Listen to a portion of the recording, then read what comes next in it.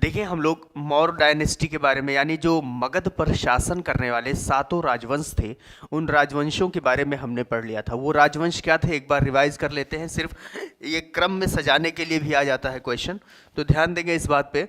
हमने ट्रिक बताया था आपको, हसीन, मसूक, मसूक सा, हसीन मसूक सा, ये ट्रिक है याद करने का। सातों राजवंश कई बार बोलेंगे तो याद हो जाएगा।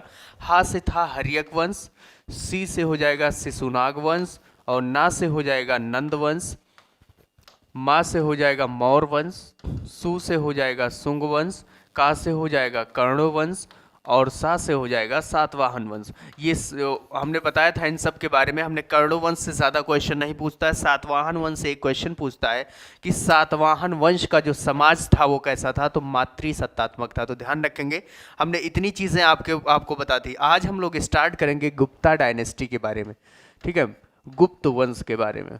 गुप्ता डायनेस्टी या गुप्त वंश।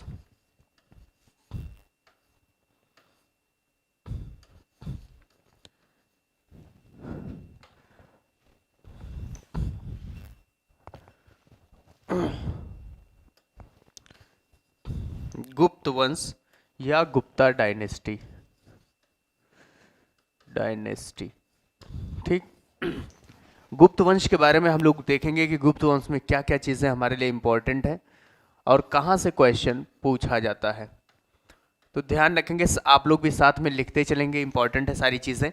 गुप्ता डायनेस्टी की शुरुआत या सबसे पहले गुप्त वंश कौन थे, तो ये याद रखेंगे कुषाण के सामंत थे। पहला पॉइंट आपसे पूछा जाएगा कि गुप्त वंश के जो लोग थे वो कौन थे, तो कुषाण के सामंत थे। कुषाण जो शासक थे, कुषाण शासकों के सामंत थे। कुषाण शासकों के कौन थे, सामंत थे। और हमने बताया था आपको कि सबसे पहले प्योर गोल्ड यानी शुद्ध शुद्ध सोने का सिक्का किसने चालू किया था, तो कुषाण शासकों ने चालू किया था। और सबसे पहले सोने का सिक्का किसने चालू किया, यूनानी शासकों ने चालू किया। ये आपको ISP के मतलब इसमें आपको पढ़ेंगे कि जो मौर्य वंश डायनेस्टी जब खत्म होती है तो बहुत सारे विदेशी आक्रमण भी होते हैं इस पे, ठीक है। उसी में एक आते हैं कुषाण शासक। तो कुषाण शासकों के द्वारा के जो सामंत थे वो गुप्ता डायनेस्टी के लोग थे। अब गुप्ता डायनेस्टी में हम याद रखेंगे सबसे पहले कि संस्थापक कौन है, तो गुप्ता डायनेस्टी के संस्थापक हैं श्रीगुप्त। यहाँ पे आप लिख लेंगे कि संस्थापक की वास्तविक नहीं, बस सिर्फ आपको हम मान रहे हैं कि संस्थापक कौन थे, श्रीगुप्त। गुप्त वंश के संस्थापक थे श्रीगुप्त। ये अपने आप को ये राजा के पद पर नहीं बिठाए या राजा मानकर शासन नहीं किए, अपने आप को सामंत मानते थे। सामंत का मतलब होता है कि लोगों के सेवा करने वाला, जैसे एक कर्मचारी होता है, अधिकारी होता है, उसी तरीके से इन्होंने अपनी सामंती जीवन जी। संस्थापक तो थे लेकिन अपने आप को सामंत की तरह जिंदगी गुजारा है लोगों के बीच में रहकर। उसके बाद बने कौन, घटोत्कच। घटोत्कच, तो घटोत्कच भी, ये भी कैसे हैं, ये यानी अगला शासक गुप्त डायनेस्टी के हैं। ये हो गए, ये दूसरे शासक गुप्त डायनेस्टी के। ये भी अपने आप कौन से जीवन जिए, तो सामंती जीवन, सामंती जीवन व्यतीत किया इन्होंने भी। लेकिन फाउंडर यानी गुप्त डायनेस्टी को के फाउंडर नहीं थे, ठीक है। तो याद रखेंगे, आपसे पूछा जाएगा गुप्त वंश के संस्थापक श्रीगुप्त हैं, उसके बाद घटोत्कच। इन दोनों ने अपने सामंतों की तरह अपनी जीवन जिया है। अगला जो वास्तविक संस्थापक जिन्हें माना जाता है वो है चंद्रगुप्त प्रथम। कौन है, चंद्रगुप्त प्रथम। तो हम आगे बढ़ेंगे, अगले जो शासक है जहां से आपका क्वेश्चन बनता है, इंपॉर्टेंट है, चंद्रगुप्त प्रथम। चंद्रगुप्त प्रथम, चंद्रगुप्त प्रथम से ध्यान रखेंगे, ये यहां से क्वेश्चन पूछता है कि चंद्रगुप्त प्रथम कौन थे। इसके बाद बनेंगे समुद्रगुप्त। जो चंद्रगुप्त प्रथम जो थे वो उन्होंने एक तरीके का सिक्का चलाया था। ये कुमार देवी के क्या थे, पुत्र थे, कुमार देवी,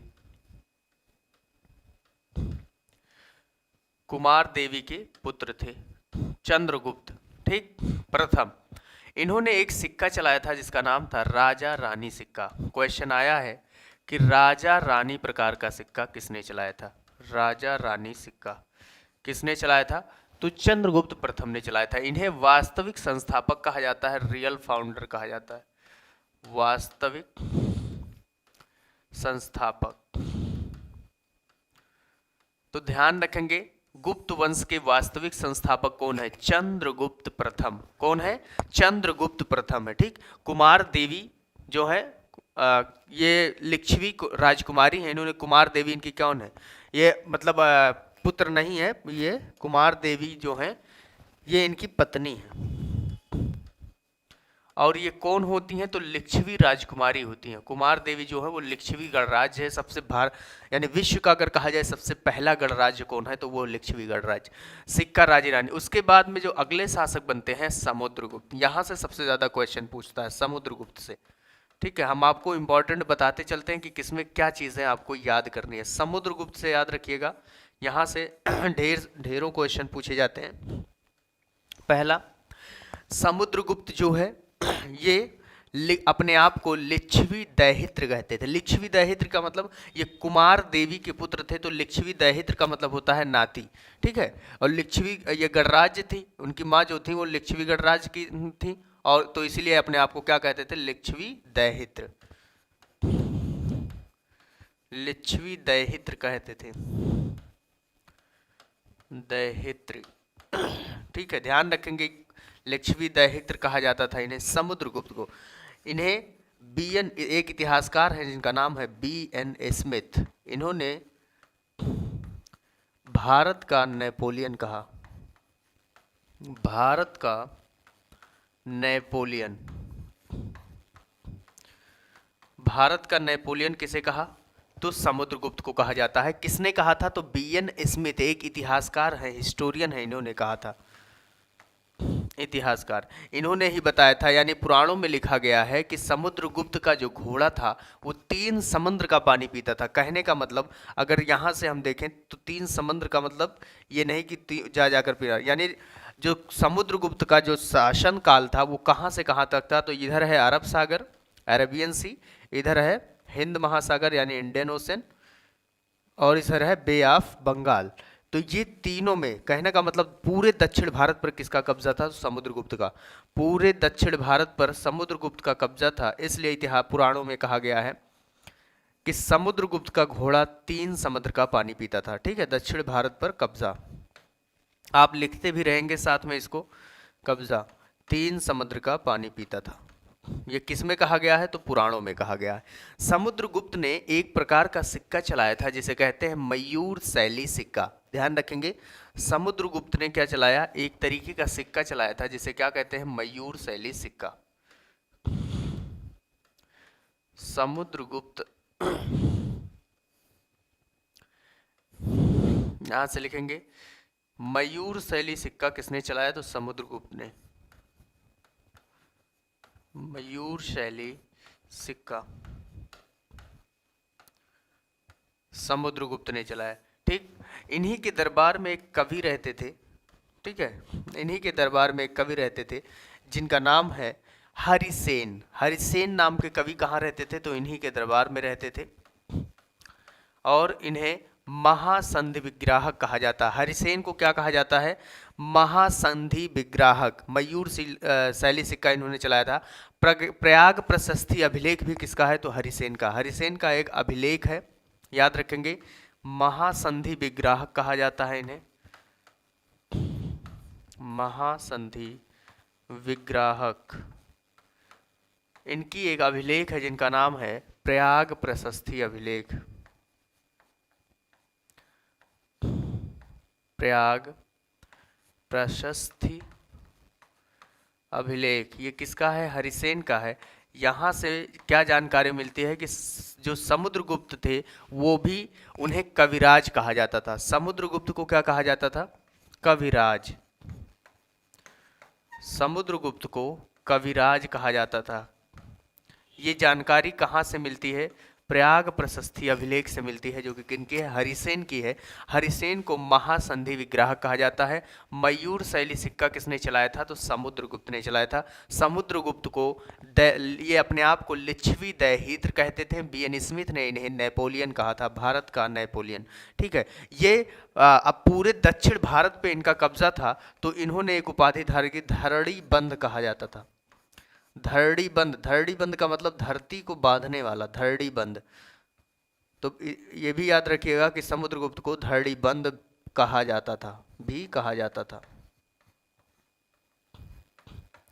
ठीक है, ये चीज़ें इंपॉर्टेंट है जो आप ये पॉइंट वाइज करके लिखेंगे। ये भी कई बार क्वेश्चन पूछा गया है हरिसेन के बारे में। हरिसेन को महासंधि विग्राहक कहा जाता है। ठीक है, धरड़ी बंद क्यों कहा जाता है, क्योंकि जितने भी दक्षिण भारत में जितने भी राज्य थे सब पर किसका कब्जा था, तो हरिसेन इनका, समुद्रगुप्त का दक्षिण भारत पर कब्जा, इसीलिए कहा जाता है इन्हें धरड़ी बंद। यहाँ पे हम यहाँ भी लिख देते हैं ताकि याद रहे आपको।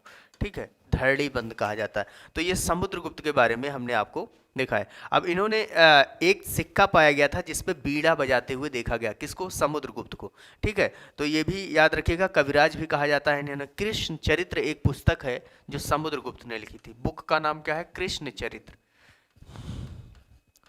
कृष्ण चरित्र ये किसकी है पुस्तक, तो समुद्रगुप्त की है। फिर जो अगला शासक बनते हैं चंद्रगुप्त द्वितीय। चंद्रगुप्त द्वितीय जिन्हें विक्रमादित्य कहा जाता है, इनसे भी क्वेश्चन आता है। चंद्रगुप्त, इससे पहले रामगुप्त बनते हैं लेकिन वो उतना इंपॉर्टेंट नहीं है, तो ध्यान रखेंगे। चंद्रगुप्त सेकंड, चंद्रगुप्त प्रथम हो गया, इन्हें क्या कहा जाता है, विक्रमादित्य भी कहा जाता है। तो पॉइंट में करके आप फटाफट लिखेंगे इसको, इन्हें क्या कहा जाता है, विक्रमादित्य।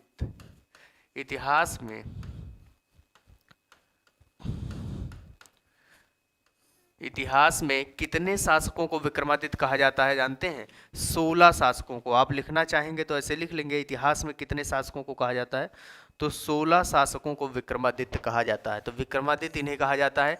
इनका एक बार क्वेश्चन पेट में भी कई बार आया है क्वेश्चन ये, कि इनका जो सिंहासन था वो किसमें था। ठीक है, सब एग्जाम में क्वेश्चन पूछता है और सभी एग्जाम्स के लिए इंपॉर्टेंट है, ध्यान रखेंगे ये बातें आप। सिंहासन जो है वो किस चीज का था, तो सिंहासन इनका पत्थर का था। इनका सिंहासन किसका था, किस चीज का, पत्थर का था, ध्यान रखेंगे।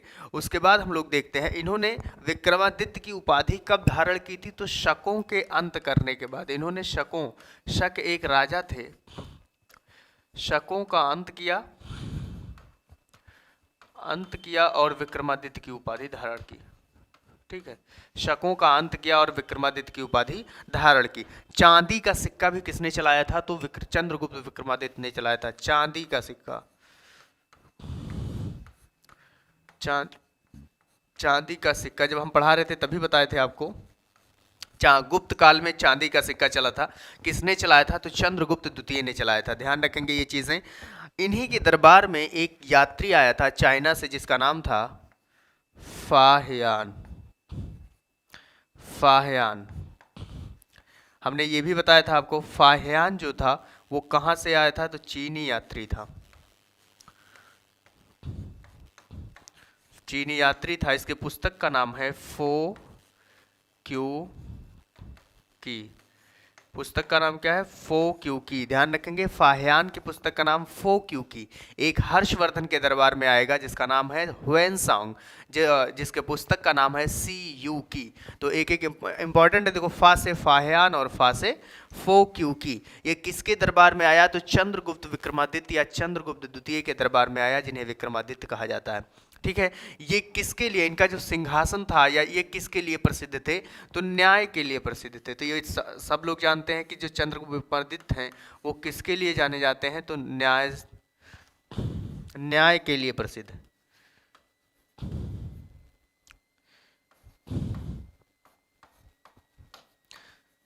न्याय के लिए प्रसिद्ध है। ठीक है, ये चंद्रगुप्त विक्रमादित्य से कुछ आपको फैक्ट हमने बताया है। रिवाइज बाद में हम कराते रहेंगे, इसमें रिवाइज आप लोग भी याद करते रहेंगे सारी चीज़ों को। देखें, फिर इसके बाद में हम अगला शासक जो बनता है वो कुमारगुप्त। हम बार बार एक चीज़ आपके सामने नाम ले रहे थे, नालंदा विश्वविद्यालय। ठीक है, तो नालंदा विश्वविद्यालय को किसने बनाया था? कुमारगुप्त ने बनवाया था। अगला शासक जो बनेंगे, गुप्त वंश के अगले शासक हैं कुमारगुप्त। कुमारगुप्त में किस चीज का निर्माण करवाया? तो नालंदा विश्वविद्यालय का निर्माण कराया था कुमारगुप्त ने। नालंदा विश्वविद्यालय, नालंदा विश्वविद्यालय, नालंदा विश्वविद्यालय की निर्माण किसने? कुमारगुप्त ने करवाई। यहां से दो फैक्ट आपको देखने को मिलेंगे नालंदा विश्वविद्यालय से। एक ये कि नालंदा विश्वविद्यालय, इसे महायान शाखा का ऑक्सफोर्ड कहा जाता है। महायान शाखा का ऑक्सफोर्ड कहा जाता है, ऑक्सफोर्ड। और दूसरा ये याद रखिएगा आप कि 1191 ईस्वी में, 1191 ईस्वी में इसको किसने ध्वस्त किया था? तो बख्तियार का। 1198 ईस्वी में किसने? 91 नहीं है ये, कितना है? 98। ठीक है, 1198 ईस्वी में बख्तियार खिलजी, बख्तियार खिलजी ने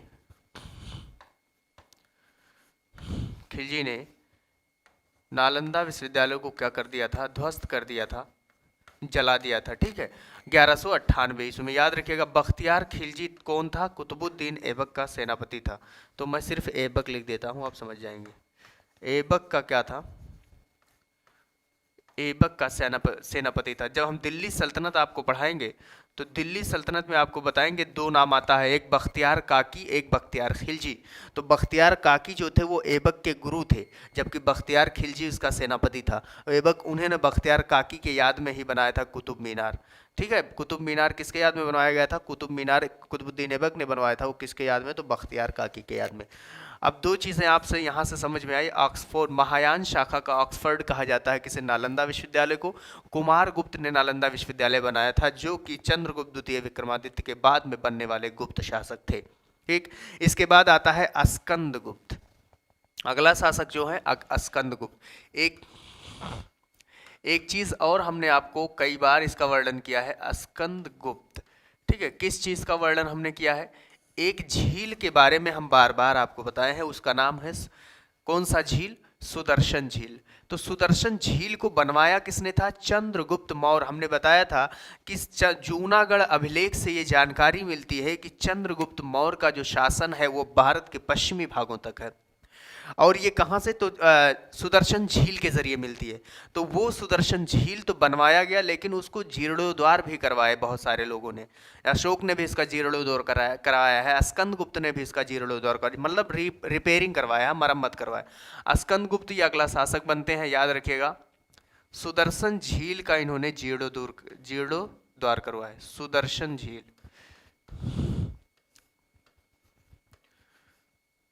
सुदर्शन झील का पुनर्निर्माण आप लिख सकते हैं, पुनर्निर्माण, या इसी को जीर्णोद्वार बोलते हैं,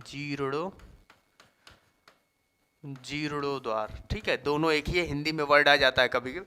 तो सुदर्शन झील का मरम्मत इन्होंने कराया। ये अंतिम महान शासक हैं, याद रखिएगा।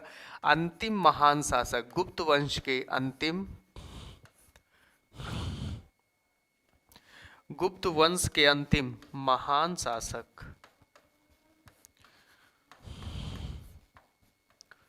गुप्त वंश के अंतिम महान शासक कौन है?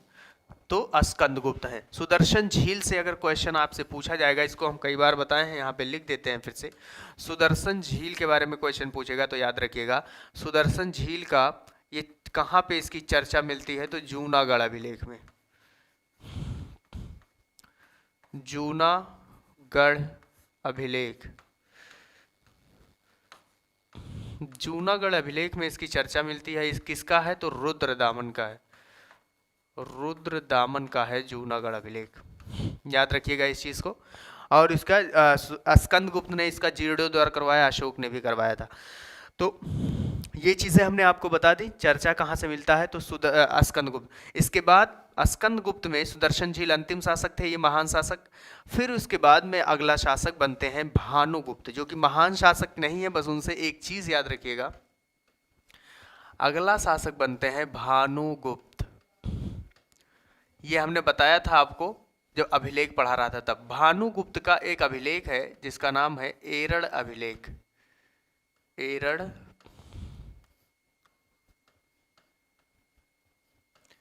भानुगुप्त के अभिलेख का नाम क्या है, एरड़ अभिलेख। एरड़ अभिलेख में किसकी जानकारी मिलती है, क्वेश्चन कई बार आया है, सती प्रथा की जानकारी। सती प्रथा की जानकारी कहाँ से मिलती है, तो एरड़ अभिलेख से मिलती है। सती प्रथा की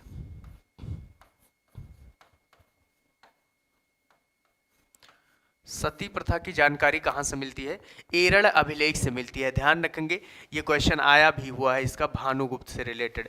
ठीक, भानुगुप्त के बाद में अगला अंतिम शासक बनते हैं विष्णुगुप्त। अगर आपसे पूछा जाएगा कि अंतिम शासक यानी गुप्त वंश के अंतिम शासक कौन है, ये अंतिम महान शासक नहीं, अंतिम शासक की बात करेगा तो वो है विष्णुगुप्त। कौन है, विष्णुगुप्त। गुप्त वंश के पहले शासक श्रीगुप्त, दूसरे घटोत्कच, उसके बाद वास्तविक संस्थापक किसे कहा जाता है, चंद्रगुप्त प्रथम को कहा जाता है। फिर है समुद्रगुप्त। समुद्रगुप्त को भारत का नेपोलियन कहा जाता है, धरणीबंध कहा जाता है, लिच्छवी दैहित्र कहा जाता है। इनके दरबार में एक कवि रहते थे जिसका नाम था हरिसेन। हरिसेन को महासंधि विग्राहक कहा जाता है। इनकी एक अभिलेख है जिसका नाम है प्रयाग प्रशस्ति अभिलेख। और इस प्रयाग प्रशस्ति अभिलेख में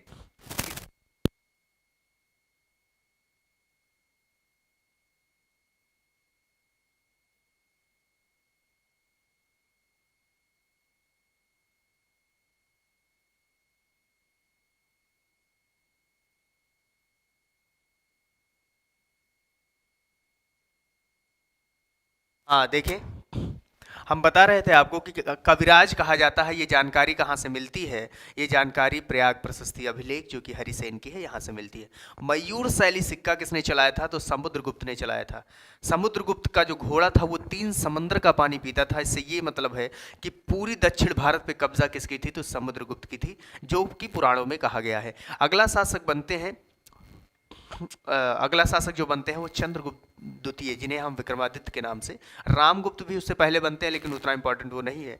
ठीक, तो ये हम आपको बताएं गुप्ता डायनेस्टी के बारे में। अब यहाँ से अब गुप्ता डायनेस्टी का विनाश शुरू होता है, हुंडों का आक्रमण, यानी हुंड जो होते हैं उनका आक्रमण शुरू होता है, और हुंडों के आक्रमण से ही गुप्ता डायनेस्टी पूरी तरीके से समाप्त हो जाती है। तो यहाँ एक लाइन आप लिख लेंगे कि गुप्त वंश का पतन किसके कारण हुआ।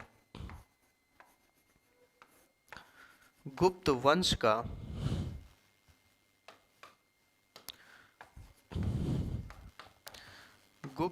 का पतन हुंडों के आक्रमण के, ये कहा जाता है, ऐसा माना जाता है कि हुंडों ने आक्रमण किया। हुंडों के आक्रमण से, क्योंकि कोई योग्य शासक बचा ही नहीं गुप्ता डायनेस्टी में, तो हुंडों का आक्रमण हुआ और हुंडों के आक्रमण की वजह से गुप्ता डायनेस्टी क्या हो गई, पूरी तरीके से समाप्त हो गई। तो ये चीज़ें थी। एक बार यहाँ पे हम रिवाइज भी कर लेते हैं, आप रिवाइज करने का हम तरीका आपको बता रहे हैं कि कैसे करना है। यहाँ से हमने गुप्ता डायनेस्टी शुरू किया। गुप्त वंश का संस्थापक या गुप्त वंश के पहले शासक श्रीगुप्त हैं, और उसके बाद घटोत्कच। इन्होंने सामंत की तरह अपने जीवन बिताया, लेकिन अपने आप को वास्तविक संस्थापक नहीं कहा। उसके बाद आते हैं चंद्रगुप्त प्रथम, जो कि वास्तविक संस्थापक माना जाता है। इन्होंने कुमार देवी से अपनी शादी की, और कुमार देवी जो थी वो लिच्छवी दैहित्र की घराने की थी, सॉरी लिच्छवी गणराज्य की थी। ठीक है, लिच्छवी की राजकुमारी कह लीजिए तो थी। अब वहाँ से उन्होंने शादी किया, तो उनका जो बेटा था समुद्रगुप्त, वो अपने आप को लिच्छवी दैहित्र कहता था। और धड़ीबंद कहा जाता है क्योंकि उसने पूरे दक्षिण भारत पे कब्जा किया था।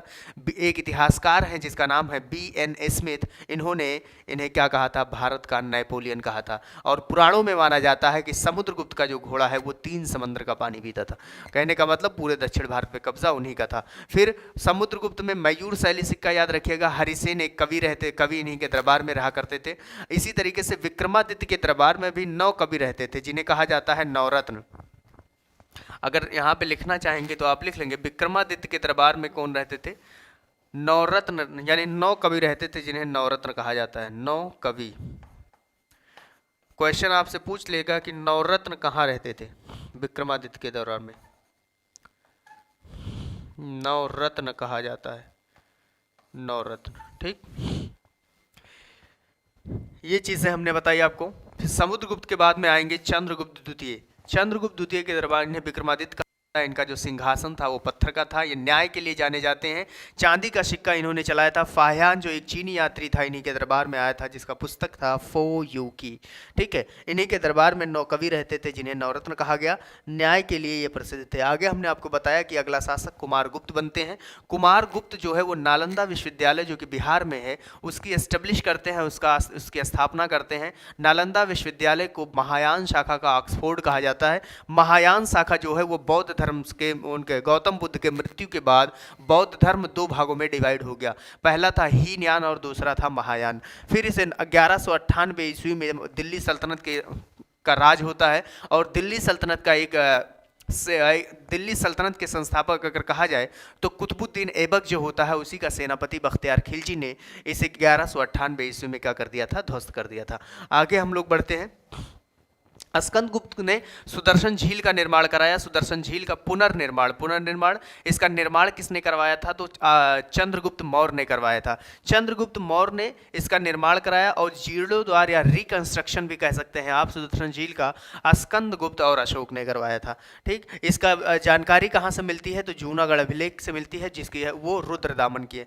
भानुगुप्त अगला शासक बनते हैं जिनकी एक अभिलेख है जिनका नाम है एरल अभिलेख। एरल अभिलेख से सती प्रथा की जानकारी मिलती है। अंतिम शासक थे विष्णुगुप्त और अंतिम महान शासक पूछेगा तो स्कंदगुप्त। अंतिम शासक विष्णुगुप्त, अंतिम महान शासक स्कंदगुप्त।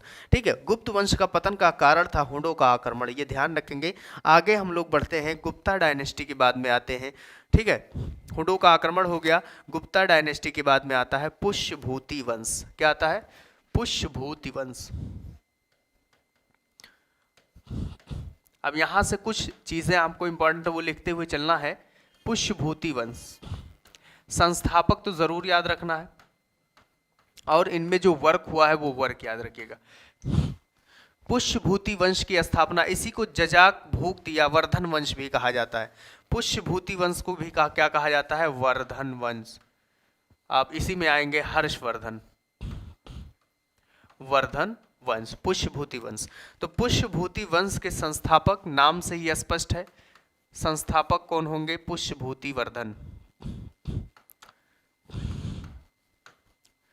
संस्थापक या पहले शासक अगर कह लीजिए पुष्यभूति वर्धन, पुष्यभूति वर्धन। ठीक है, ये पहले शासक थे। इसके बाद में अगर कहा जाए तो फिर बनते हैं प्रभाकर वर्धन, पुष्यभूति वर्धन। इसके बाद अगला शासक बनते हैं, पहले शासक हो गए, दूसरे शासक है प्रभाकर वर्धन।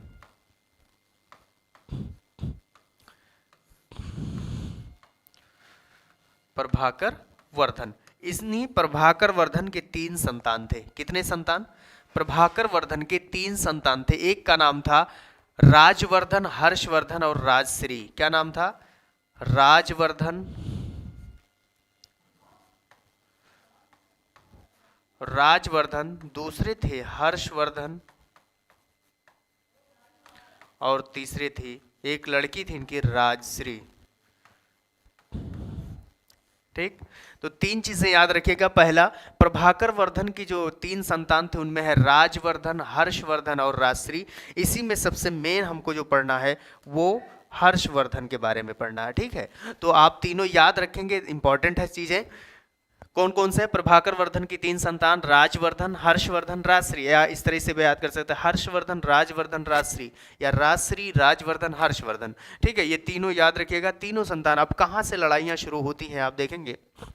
राजश्री की जो शादी है वो कर दी जाती है थानेश्वर के राजा से कर दी जाती है। किसकी शादी? राजश्री की।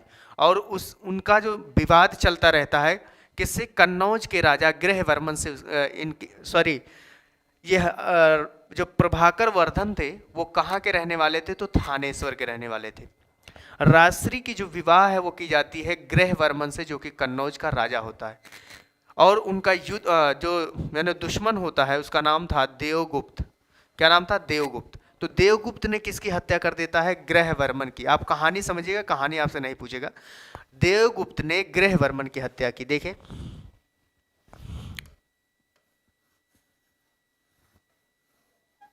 ये है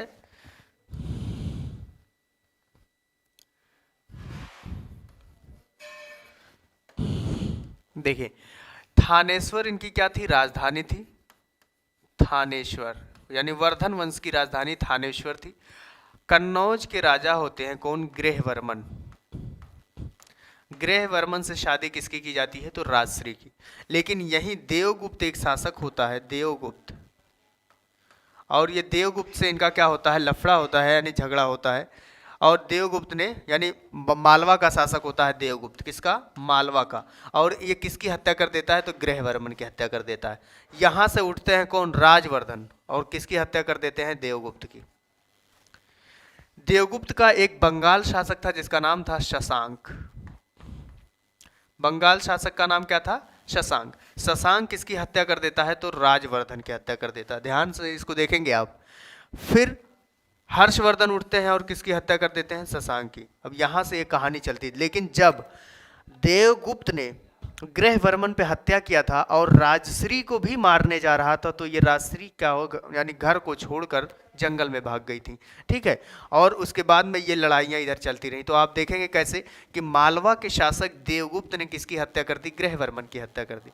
और राजवर्धन ने किसकी हत्या कर दी? तो गृहवर्मन देवगुप्त की हत्या कर दी। अब देवगुप्त की जब हत्या कर दी, देवगुप्त का एक दोस्त था जिसका नाम था शशांक, जो कि गौड़ शासक था बंगाल का। ठीक है, उसने किसकी हत्या कर दी? तो राजवर्धन की हत्या कर दी। फिर हर्षवर्धन ने शशांक की हत्या कर, और यही शशांक है जिसने बोधि वृक्ष को कटवाया था। ठीक है, बोधि वृक्ष, बिहार में आकर बोधि वृक्ष को कटवाया था, जो कि कौन सी पीढ़ी की था? चौथी। और इस समय जो है वो 6वीं पीढ़ी का है। ठीक है, तो ये याद रखिएगा, चौथी पीढ़ी और 6वीं पीढ़ी। 198 साल पुराना है इस समय जो बोधि वृक्ष। शशांक तो हर्षवर्धन की हत्या कर दी। अब हर्षवर्धन, राजश्री ने तो घर छोड़कर भाग गई थी राजश्री। ठीक है, इसका पता लगाने के लिए एक दिवाकर, आतिश दिवाकर नाम का एक बौद्ध भिक्षु था, उसी से पता लगवाया था हर्षवर्धन ने राजश्री का। तो यहाँ पे हम लिख देते हैं, यहाँ डायरेक्ट हम हर्षवर्धन को लेकर चलते हैं। ठीक है, हर्षवर्धन।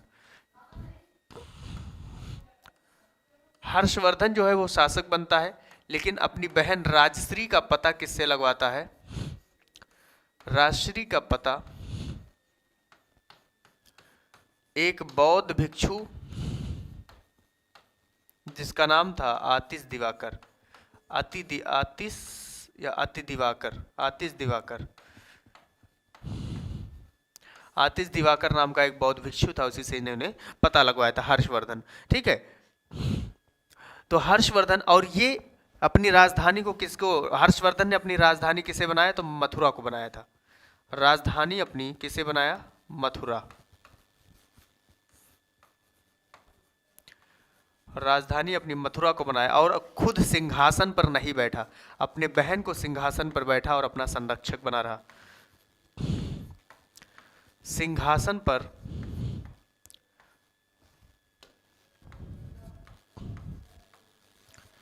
अपनी बहन को बिठाया, यानी राजा किसको बनाया? अपनी बहन को, और खुद क्या बना रहा? संरक्षक। यानी राजश्री का संरक्षक बनकर उसने जिंदगी गुजारी, संरक्षक बना रहा। ठीक है, तो ये हर्षवर्धन के बारे में आपसे याद रखेंगे इसको, कि हर्षवर्धन जो है वो प्रभाकर वर्धन के बेटे हैं। इन्होंने राजश्री का पता बौद्ध भिक्षु आतिश दिवाकर से लगवाया था और राजधानी मथुरा को बनाया। खुद को सिंहासन पर ना बैठते हुए अपनी बहन राजश्री को सिंहासन पर बिठाया और उनका संरक्षक बनकर इन्होंने राज किया। इन्हीं के दरबार में आता है कौन? वैन सॉन्ग। यहाँ पे लिख देते हैं, इन्हीं के दरबार में कौन आता है? तो वैन सॉन्ग आता है। वैन, इन्हीं के दरबार में आता है वैन सॉन्ग। ठीक है, वैन सॉन्ग को क्या कहा जाता है? यात्रियों का राजकुमार,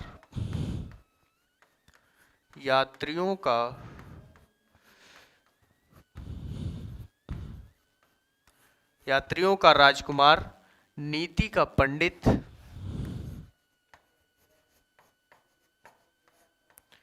नीति का पंडित और इसने अध्ययन और अध्यापन भी कहाँ किया था? अध्ययन भी क्या? नालंदा विश्वविद्यालय में, नालंदा विश्वविद्यालय में अध्ययन और अध्यापन, यानी पढ़ा और पढ़ाया भी। कहाँ पे? नालंदा विश्वविद्यालय में अध्ययन और अध्यापन किया। तो ये ह्वेनसांग से याद रखिएगा, ये कोई क्वेश्चन पूछ लिया जाता है कि नीति का पंडित किसे कहा जाता है, यात्रियों का राजकुमार किसे कहा जाता है, तो ह्वेनसांग को कहा जाता है। ठीक है, यात्रियों का राजकुमार, नीति का पंडित या अध्ययन और अध्यापन, ह्वेनसांग जो था। अब कैसे याद करेंगे ये हमने पहले बता दिया। देखो, ह्वेनसांग में सा है, हर्षवर्धन में सा है। ऐसे फाहियान में, फाहियान याद रखिएगा। इसकी पुस्तक याद रखिएगा, जरूर इंपॉर्टेंट है। इसकी पुस्तक का नाम क्या है? इसकी पुस्तक का नाम है CU की यात्रा साहित्य है वो। देखो, वैनसॉन्ग CU की, और उसका कौन सा है? फो क्यू की CU की। ठीक, इसके बाद हम लोग देखते हैं हर्षवर्धन के बाद में। हर्षवर्धन भी क्या था? साहित्य प्रेमी था। इनके दरबार में बाणभट्ट एक कवि रहते थे। हर्षवर्धन साहित्य प्रेमी थे। क्वेश्चन पूछता है हर्षवर्धन की किताबों का। हर्षवर्धन, ये ध्यान रखेंगे, साहित्य प्रेमी,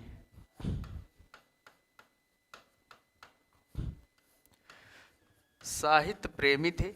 इन्हीं के दरबार में एक कवि रहते थे। दरबार में कौन कवि रहते थे? बाणभट्ट।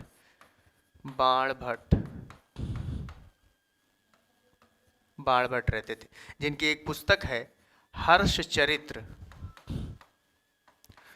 हर्षचरित्र और कादम्बरी।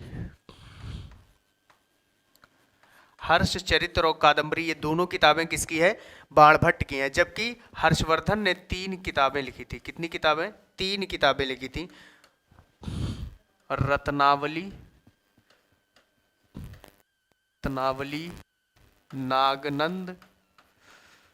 नागनंद, प्रियदर्शिका। और लड़के गलती क्या करते हैं इसमें? ये गलती करते हैं कि हर्षचरित्र पूछ लेगा कि हर्षवर्धन की निम्नलिखित में से पुस्तक है, पहले ऑप्शन पर रहेगा हर्षचरित्र या नहीं है। ठीक है, तो हर्षचरित्र पूछ, हर्ष मतलब हर्षवर्धन ने नहीं लिखा है, ध्यान रखेंगे। हर्ष मतलब हर्षवर्धन ने नहीं लिखा। बाणभट्ट की पुस्तक है हर्षचरित्र और कादम्बरी।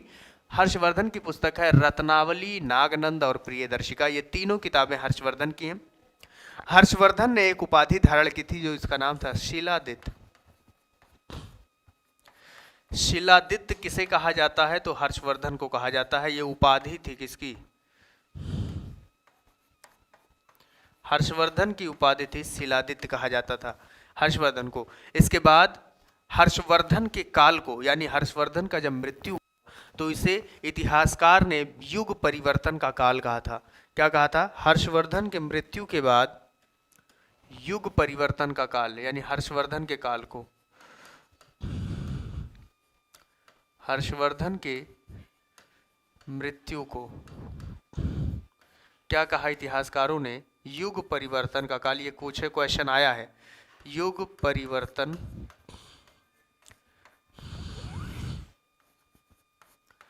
युग परिवर्तन का काल कहा जाता है। ठीक है, कहा जाता है कि इसके बाद कोई योग्य शासक नहीं बचा था। इसी से फिर यानी युग परिवर्तन का काल, एक नए युग की शुरुआत हुई। उसके बाद आता है दक्षिण भारत के बारे में हम लोग पढ़ेंगे। अभी तक हम लोग क्या पढ़ रहे थे, ऊपर हमने उत्तर भारत के बारे में सारी चीज़ें पढ़ ली हैं। अगला टॉपिक जो हमारा होगा वो दक्षिण भारत के लिए। तो हर्षवर्धन यानी पुष्यभूति वर्धन से जो है वो रिवाइज कर लेते हैं। पुष्यभूति वर्धन के संस्थापक कौन है? पुष्यभूति वर्धन, जिसे वर्धन वंश या जजाकभुक्त वंश भी कहा जाता है। पहले संस्थापक थे पुष्यभूति वर्धन, उसके बाद प्रभाकर वर्धन बनते हैं, जिनकी 3 संतान थी, हर्षवर्धन, राजवर्धन, राजश्री। ठीक है, राजश्री की जो ये थानेश्वर, इन्होंने अपनी राजधानी बनाई थी और कन्नौज के राजा गृहवर्मन से राजश्री का विवाह कर दिया जाता है। लेकिन गृहवर्मन की यानी गृहवर्मन की लड़ाई किससे चलती है? तो मालवा के शासक देवगुप्त से चलती है। देवगुप्त ने गृहवर्मन की जब हत्या की और राजश्री को भी मारने चला तो राजश्री तो जंगल में भाग गई, लेकिन गृहवर्मन की हत्या कर दी। इधर से राजवर्धन उठा और किसकी हत्या कर दी? तो देवगुप्त की। देवगुप्त का एक दोस्त था जिसका नाम था शशांक, जो कि बंगाल के गौड़ शासक था। उसने राजवर्धन की हत्या कर दी। हर्षवर्धन उठा और किसकी हत्या कर दी? तो शशांक की हत्या कर दी। इसके बाद राजश्री को पता लगवाया। एक आतिश दिवाकर नाम के बौद्ध भिक्षु थे, जिनसे इन्होंने पता लगाया राजश्री का, और खुद को, अपनी बहन को सिंहासन पर बिठाया और खुद एक संरक्षक बनकर पूरे जीवन को जीता रहा।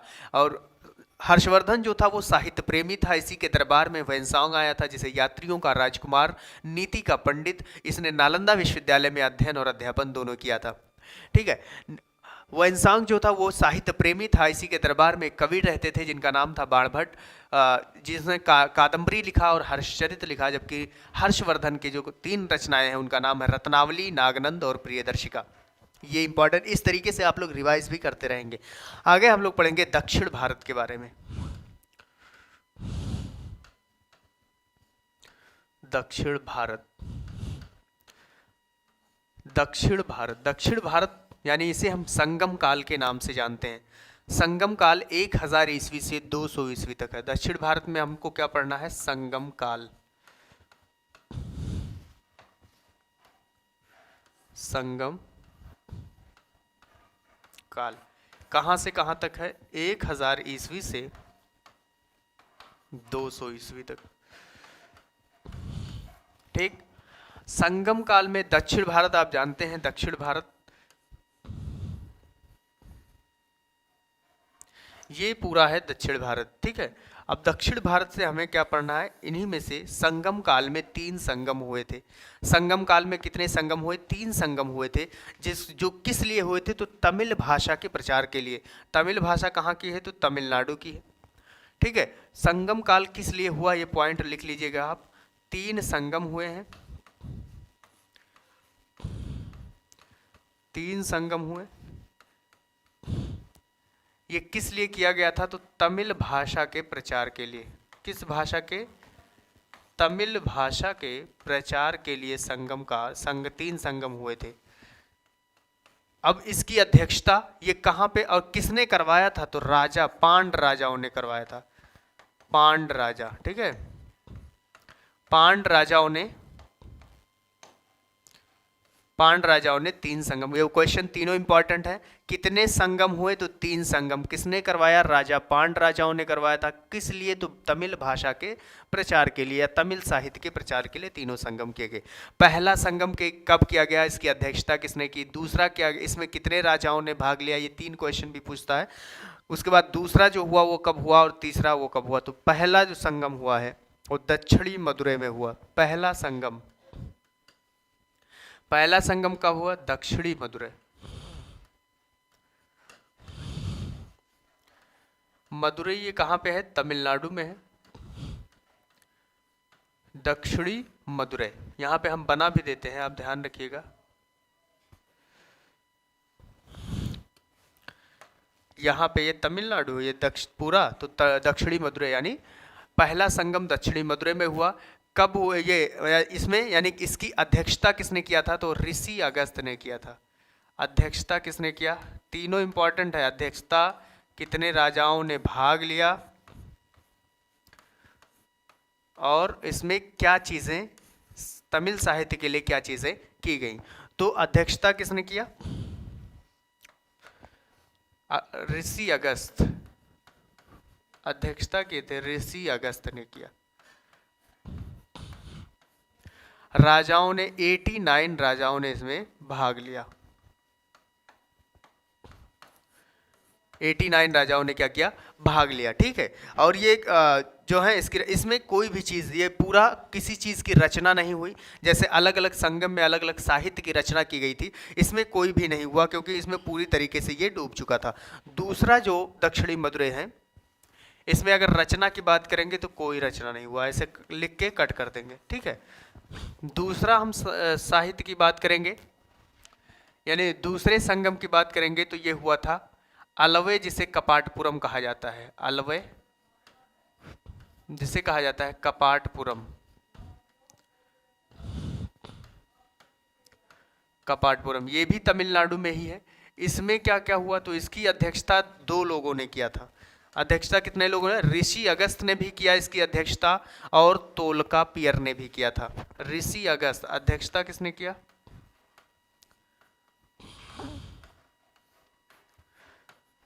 ऋषि अगस्त ने किया। ये बनारस के रहने वाले थे, ऋषि अगस्त ने किया। और इसी में तोलकापियर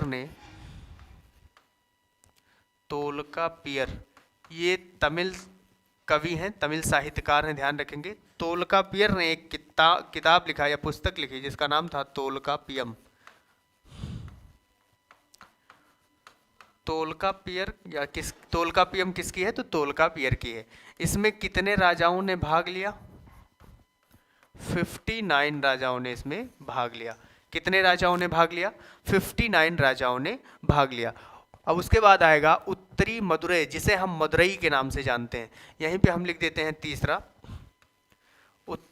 यानी उत्तरी मदुरै। उत्तरी मदुरै जिसे हम मदुरई के नाम से जानते हैं,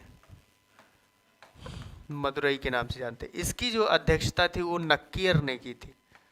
अध्यक्षता किसने किया,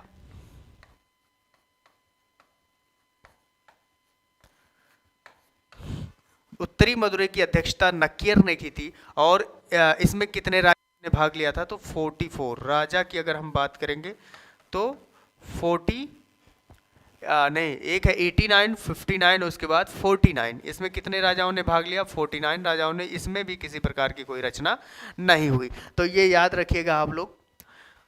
दक्षिण भारत में सबसे पहले हम लोग पढ़ते हैं संगम काल में। संगम काल से जो क्वेश्चन आता है यही कि कितने संगम हुए, 3। किसके लिए, तो तमिल भाषा के प्रचार प्रसार के लिए। किसने करवाया था, तो पांड राजाओं ने करवाया था। पहला दक्षिणी मदुरै, जिसकी अध्यक्षता ऋषि अगस्त ने किया था, 89 राजाओं ने भाग लिया था।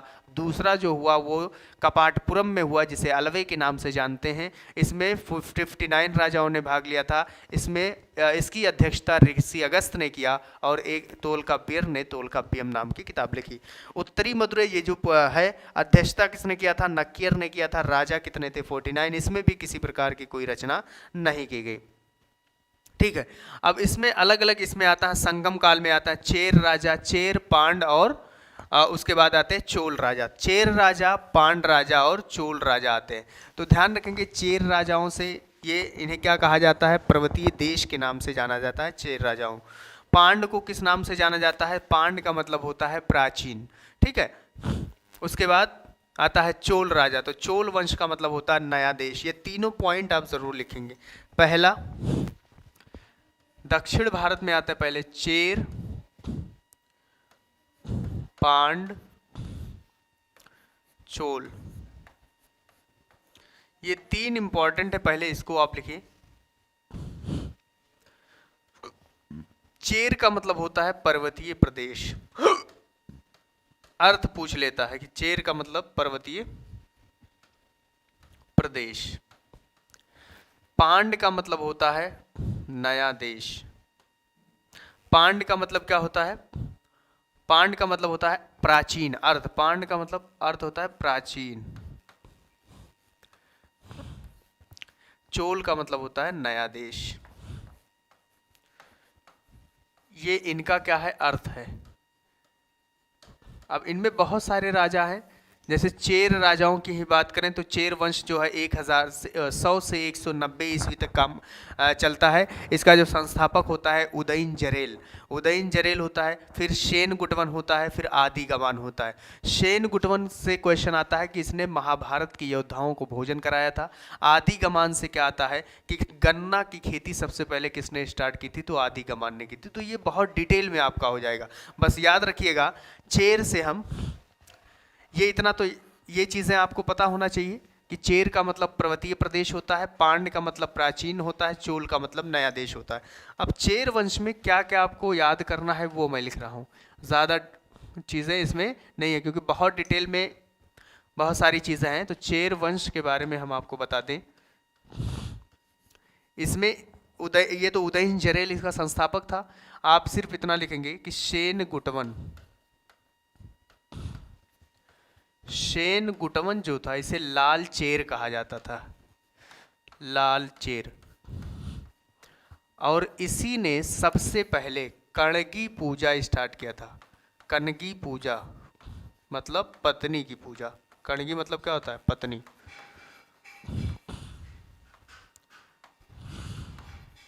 कणगी पूजा, ये क्वेश्चन आया है, कणगी पूजा सबसे पहले किसने स्टार्ट किया, तो सेन गुटेन ने स्टार्ट किया। इसे लाल चेर कहा जाता। बस चेर वंश से इतना। एक है आदि गमान, लास्ट राजा जो है आदि गमान। आदि गमान सबसे पहले गन्ने की खेती इसने स्टार्ट किया। गन्ने की खेती किसने स्टार्ट किया, तो आदि गमान ने। बस ये चेर वंश से इतना याद होना चाहिए। संस्थापक उदयन जरेल है, इसको याद नहीं करेंगे तब भी कोई दिक्कत नहीं। उदयन जरेल ने महाभारत के योद्धाओं को भोजन कराया था। फिर उसके बाद में चेर के बाद आएगा पांड। पांड का मतलब होता है प्राचीन। पांड राजाओं ने, इन्होंने ही क्या कराया था, तीनों संगम करवाया। दक्षिण भारत की हम पढ़ रहे हैं ना, तो दक्षिण भारत में 3 राजाओं का विकास हुआ था, चेर, पांड, चोल। ठीक है, तीनों संगम किसने करवाया, तो पांड राजाओं। ये सबसे धनी थे पांड राजा जो थे, सबसे धनी कौन थे, पांड राजा थे। तो पांड राजाओं में अर्थ ये हो गया। इसके बाद सबसे पहले समुद्र पूजा किसने स्टार्ट किया, सबसे पहले समुद्र पूजा किसने स्टार्ट किया, पांड राजाओं ने स्टार्ट किया था। क्यों, कैसे याद करेंगे, देखो सबसे पहले इनका जो चिन्ह है वो मछली है,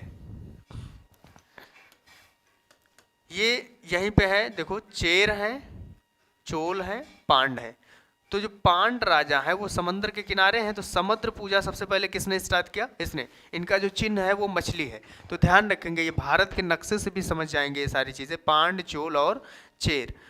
फिर उसके बाद में और एक चीज ये कि पांड जो मतलब पांड जो समाज था वो कैसा था, मातृसत्तात्मक, मातृसत्तात्मक था। पांड समाज कैसा था, मातृसत्तात्मक था। ठीक है, इसके बाद अगला जो शासक है चोल वंश। आप देखेंगे चोल वंश के बारे में, चोल अगला वंश है चोल वंश। चोल का मतलब होता है नया देश, नया देश। देखे, नया देश होता है। चोल वंश से आप याद रखेंगे इनका चिन्ह क्या है, बाघ है। इन्होंने सूती वस्त्र सबसे ज्यादा, जो इंपॉर्टेंट है वही हम बता रहे हैं, सूती वस्त्र जो है सबसे ज्यादा कहाँ होता था, तो चोल वंश में होता था। सूती वस्त्र का उपयोग चोल वंश में होता था। इनकी राजधानी जो थी वो उरईउर थी। तो ये भी मिलान में कभी कभी पूछ लेता है राजधानी, वैसे सबका नहीं, लेकिन इसका याद रखिएगा। चोल वंश की राजधानी क्या थी, उरईउर। इनकी राजधानी बदलती रहती है क्योंकि जब इतिहास को आप बहुत डिटेल से पढ़ेंगे, ठीक है, जब यूपीएससी की तैयारी करते हैं उसमें बहुत डिटेल से पढ़ाया जाता है। उरई राजधानी इनकी कई बार बदली, इन्हीं पे अभी आक्रमण होगा, आक्रमण होने के बाद ये शांत हो जाएंगे, लेकिन धीरे धीरे ये मौका तलाशते रहेंगे कि जब इनको कोई कमज़ोर शासक मिलेगा तो ये उभर कर फिर सामने आएंगे। ठीक है, अब संगम काल के साहित्य के बारे में हम लोग देख लें। ठीक है, संगम काल के साहित्य के बारे में,